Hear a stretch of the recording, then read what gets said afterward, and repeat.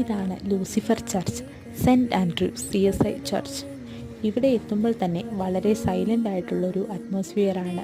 Lucifer സിനിമയ്ക്ക് ശേഷമാണ് പള്ളി പുതുക്കി പണിതതും കൂടുതൽ അറിയപ്പെടാൻ തുടങ്ങിയതും. ഈ കാണുന്ന വെള്ളിലാവെന്ന വൃക്ഷമാണ് പള്ളിയുടെ പ്രധാന ആകർഷണം. പള്ളി പണിത കാലം മുതലുള്ളതാണ് ഈ വൃക്ഷമെന്ന് പറയപ്പെടുന്നു. മുമ്പ് ഇവിടം കാട് കയറി കിടക്കുന്ന ഒരവസ്ഥയിലായിരുന്നു. അതുകൊണ്ടായിരിക്കാം ഇവിടെയുള്ളവർ ഈ പള്ളിയെ ഡ്രാക്കുള പള്ളി എന്നും വിളിച്ചത്. ഞങ്ങൾ വരുന്ന സമയത്ത് മെയിൻ്റനൻസിൻ്റെ ഭാഗമായി പള്ളി ഓപ്പൺ ചെയ്തിരിക്കുകയായിരുന്നു. അതുകൊണ്ട് തന്നെ അതിൻ്റെ ഉൾവശമൊക്കെ കാണുവാനായിട്ട് പറ്റി.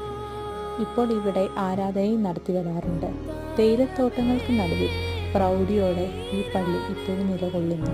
അങ്ങനെ ലൂസിഫർ പള്ളിയോട് യാത്ര പറഞ്ഞ് ഞങ്ങളിറങ്ങി.